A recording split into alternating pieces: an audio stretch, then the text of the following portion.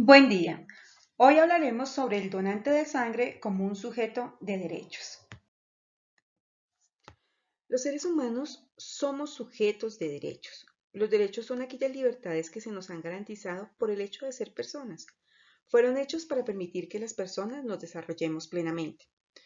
Estos derechos se deben hacer respetar, se debe vigilar su aplicación y estarse fortaleciendo continuamente. La finalidad fundamental de los derechos humanos es gestionar precisamente las relaciones humanas en cualquier sociedad para que no vayan a haber ni desequilibrios ni injusticias. Los derechos humanos son universales, es decir, que todas las personas podemos gozar de ellos, sin importar raza, religión, sexo, nacionalidad, idioma, entre otros. Existen diferentes derechos humanos, sin embargo, en el marco de esta charla nos vamos a centrar en tres. El primero de ellos es el derecho a la vida. Toda persona tiene derecho a que su vida le sea respetada. Este derecho debe contextualizarse bajo dos miradas. La primera, como una obligación para el Estado de respetar la vida dentro del ejercicio de sus funciones, y la segunda, como una limitación al actuar de los individuos para que ninguno prive de la vida a otro. Tenemos otro derecho y es el derecho a la salud. Toda persona tiene derecho a la protección de su salud. Este derecho fundamental a la salud es autónomo e irrenunciable en lo individual y lo colectivo. Hay un tercer derecho que vamos a abordar y es el derecho de acceso a la información. Se debe garantizar el derecho que tienen las personas para acceder a la información, obtener y difundir libremente la información en cualquiera de sus manifestaciones, es decir, oral, escrita, medios electrónicos o informáticos. El acceso a la información constituye una herramienta esencial para hacer ver que los procesos sean transparentes. Es decir, que cuando yo voy a informar sobre algo, se informa adecuadamente, esto quiere decir que estoy haciendo que ese proceso sea transparente y le estoy respetando el derecho de información a esa otra persona. Con respecto a la donación, los hemocomponentes se obtienen gracias a la donación de sangre que realizan los seres humanos y se han convertido en una elección terapéutica para mejorar o salvar la vida de algunos pacientes. No hay otra forma de obtenerlos, simplemente es a través de las donaciones que realizan las personas. No se ha creado ningún líquido, ningún medicamento, absolutamente nada que pueda reemplazar la función que realizan las células sanguíneas.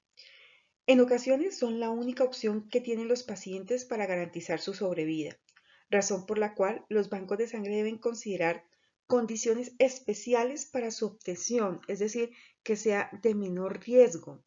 Por lo tanto, es así que aunque se está buscando mm, que el paciente tenga el menor riesgo, los donantes también deben de ser respetados en las mismas condiciones. Por lo tanto, es que los donantes de sangre también son sujetos de derechos.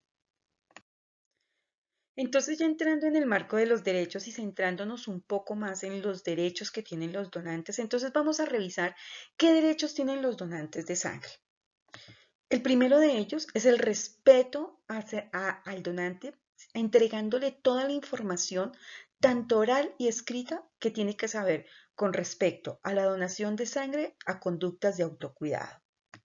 La segunda es el que al darle esa información, esa persona también tenga el derecho de tomar una decisión libre, que sea voluntaria, es decir, que no haya ninguna coacción ni ningún mensaje que tenga una segunda intención, que sea consciente y que sobre todo sea responsable. Cuando se articula la información de manera adecuada, a su vez se permite que este derecho de que esa decisión sea libre le sea respetado.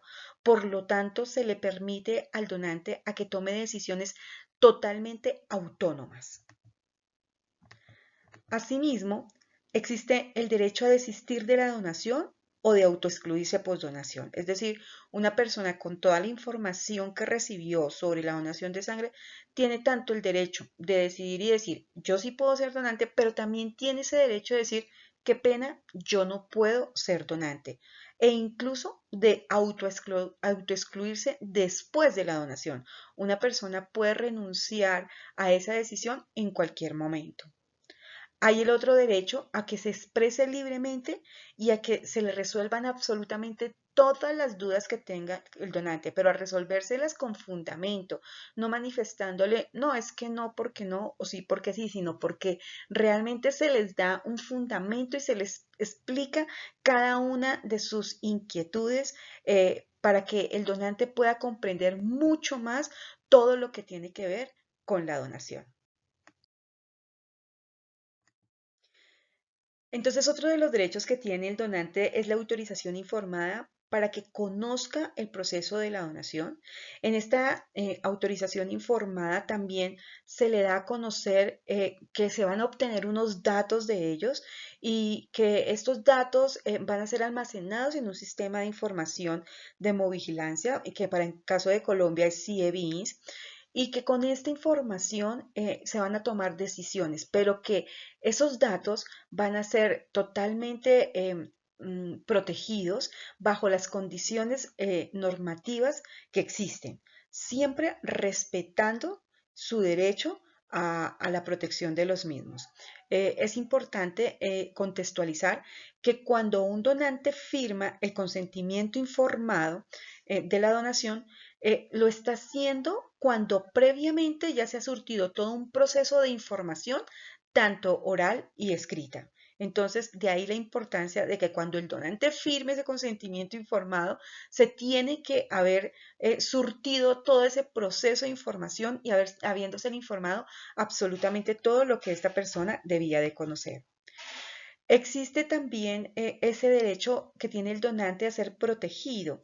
Cuando en promoción de la donación le damos toda la información sobre todos los cuidados, sobre todas las consideraciones que tiene que tener en cuenta en torno a la donación, y también a su vez cuando en la selección de donantes se hacen las diferentes preguntas, es importante hacer ver que los criterios que nosotros tenemos para definir si una persona pueda ser donante o no, no solo están enmarcados en la protección del paciente, sino también en la protección de los donantes. El donante tiene derechos, eso es verdad, pero también el paciente los tiene. Sin embargo, es importante que aunque el donante tiene sus derechos, nunca los derechos de los donantes pueden venir sobre el del paciente, teniendo en cuenta que el paciente está en una condición vulnerable. Es decir, que por la vulnerabilidad del paciente siempre van a primar los derechos del paciente sobre los donantes. El donante tiene derecho a recibir la información en caso de que no pueda ser aceptado como donante y se le tiene que sustentar y se le tiene que justificar por qué razón es que no se le puede aceptar. Entonces, ¿qué recomendaciones basados en lo que ya vimos tenemos para los bancos de sangre y grupos de promoción? Primero, admitir en sus acciones técnicas al donante como un sujeto de derechos. Segundo, que cada acercamiento que realicen a los donantes debe estar enmarcado en el respeto de sus derechos. Tercero, revisar los aspectos en los cuales se está vulnerando, se podría estar vulnerando los derechos de los donantes y cuando ya se hayan identificado estas razones, establecer planes de mejora. En conclusión, el donante de sangre es un sujeto de derechos, los cuales deben de ser respetados por quienes promueven la donación de sangre. Es importante que los promotores de la donación dimensionen la promoción desde el contexto técnico de derechos, principios y valores. Muchas gracias.